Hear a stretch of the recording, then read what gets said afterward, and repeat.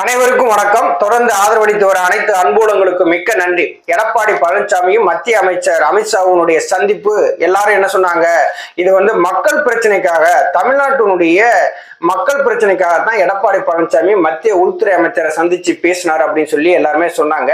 ஆனா அது உண்மை இல்லை. எடப்பாடி பழனிசாமி அவருடைய சொந்த நலனுக்காக தான் இங்க இருந்து அமித்ஷாவுடைய சந்திச்சு பேசி இருக்கிறாங்க. அது இப்ப வெட்ட வெளிச்சமா வெளியில வந்துருச்சு. கடந்த சில நாட்களுக்கு முன்னாடி எடப்பாடி பழனிசாமியுடைய நெருங்கிய உறவினராக இருக்கக்கூடிய ஈரோடு ராமலிங்கம் அவருடைய இடங்கள்ல வருமான வரித்துறையினர் சோதனை நடத்துறாங்க. அந்த சோதனை நடைபெற்றல பல கோடி ரூபாய்க்கு மேல வரி ஏய்ப்பு நடந்ததும் கண்டுபிடிக்கப்பட்டிருக்கு. அதை நூல் பிடிச்ச மாதிரி அதே தொடர்ந்து விசாகப்பட்டினத்தில் இருக்கக்கூடிய ஒரு இரும்பு ஆலையிலுமே சோதனை நடத்தியிருக்காங்க வருமான வரித்துறையினர். அங்க ஜிஎஸ்டி மூலம் கிட்டத்தட்ட பல கோடி ரூபாய் வரி ஏய்ப்பும் செஞ்சிருக்கிறாங்க. அதையும் கண்டுபிடிச்சிருக்கிறாங்க. அதுல எடப்பாடி பழனிசாமியினுடைய மகன் மிதுன் சம்பந்தப்பட்டிருந்தான ஒரு தகவல் கசிந்த உடனே எடப்பாடி பழனிசாமிக்கு அப்படியே மனுஷன் ஆடி போயிட்டாராமா. இந்த தகவல் எல்லாமே மத்திய உள்துறை அமைச்சர் அமித்ஷா அவர்களுக்கு தெரிஞ்ச உடனேயே முன்னாள் நீதிபதி ஒருவர் மூலம் சேலத்துக்கு செய்தியை அனுப்பி இருக்கிறாங்க. அந்த செய்தியை கேள்விப்பட்ட உடனேயே எடப்பாடி பழனிசாமி தூங்கவே இல்லையாமா. தன்னுடைய மகனும் இதுல சம்பந்தப்பட்டிருக்கிற ஒரு செய்தி கசிந்த உடனே எப்படியாவது அமித்ஷாவை சந்திக்கணும்னு சொல்ற நேரத்துலதான் அங்கிருந்து முன்னாள் நீதிபதி மூலம் செய்தி வந்த உடனே இங்கிருந்து கிளம்பி போக ஆரம்பிச்சிட்டாரு. இதற்கு இடையிலேயே எடப்பாடி பழனிசாமியோடு தொழில் ரீதியா இருக்கக்கூடிய 3 நண்பர்கள் எடப்பாடி பழனிசாமியை சந்திச்சு பேசி இருக்கிறாங்க. அந்த 3 தொழிலதிபர்களுமே சொல்லியிருக்கிறாங்க, உங்களோடு நாங்க தொழில் பண்றதுனாலதான், உங்களோடு நெருக்கம் காட்டுறதுனாலதான் எங்களை டெல்லி குறி வைக்குது. டெல்லி எங்க மேல குறி வச்சது அப்படின்னா எங்களுடைய தொழில் எல்லாம் நாசமாயிடும் சொல்லிட்டு அவங்க எல்லாம் ஒதுங்கி போயிட்டாங்களாம். இது ரொம்ப மனதளவுல எடப்பாடி பழனிசாமி ரொம்ப பாதிக்கப்பட்டார். உளவியல் ரீதியாவே அவர் ரொம்ப பாதிக்கப்பட்டார். நம்ம கூட இருந்த நண்பர்களே இப்படி போயிட்டாங்களே அப்படின்னு சொல்லி ரொம்ப மனசு வருத்தப்பட்டாராமா. உடனே எடப்பாடி பழனிசாமி இங்க தன்னுடைய சகாக்கள் மூலம் இதை எப்படியாவது முடிச்சு வைக்கணுமே, நம்ம மயன் சம்பந்தப்பட்டதா ஒரு தகவல் வருதே அப்படின்னு சொல்லிட்டு இங்க மத்திய உள்துறை அமைச்சர் அமித்ஷா அவர்களை போய் சந்திச்சிருக்கிறாங்க.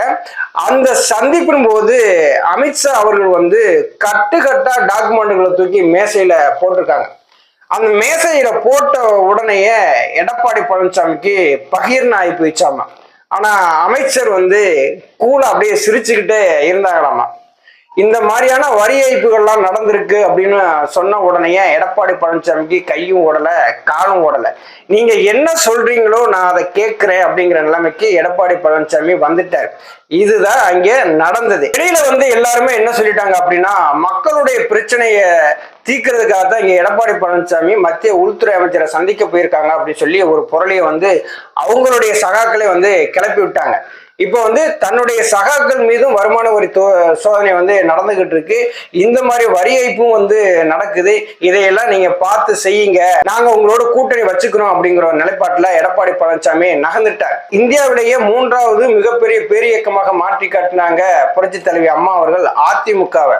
ஆனா எடப்பாடி பழனிசாமி தன்னுடைய சுயநலத்துக்காக இன்னைக்கு பிஜேபியிடம் போய் கட்சியை அடக வைக்க போறார் அப்படிங்கிறதே நமக்கு தெளிவா தெரியுது. இங்க மக்கள் பிரச்சனை பத்தி பேசுறதுக்கு எவ்வளவோ இருக்குது.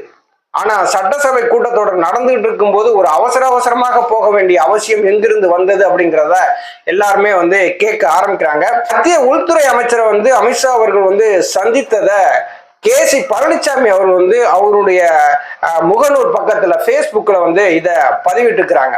அப்ப எடப்பாடி பழனிசாமி மக்கள் பிரச்சனைக்காக போகல, எங்கே தன் மகன் இந்த வருமான வரித்துறையில மாட்டிக்கிட்டு எங்கும் கைதாயிருவாரோ அப்படிங்கிற பயம் அவருக்கு எழுந்துருச்சு. அதனாலதான் இதை சரி கட்டுறதுக்காகத்தான் எடப்பாடி பழனிசாமி அமித்ஷா அவர்களை சந்திச்சிருக்கிறாங்க அப்படிங்கிற உண்மை அவர் பேஸ்புக் தளத்துல போட்ட மூலம் நம்மளாம் தெரிஞ்சு கொள்ள முடியுது.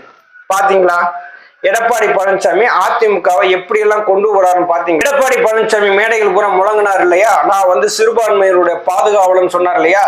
எஸ்டிபிஐ மாநாட்டிலே எடப்பாடி பழனிசாமி சொன்னாரு, நான் 2026 தேர்தல் வரைக்கும் நான் அதிமுகவோட கூட்டணி கிடையாது அப்படின்னாரு.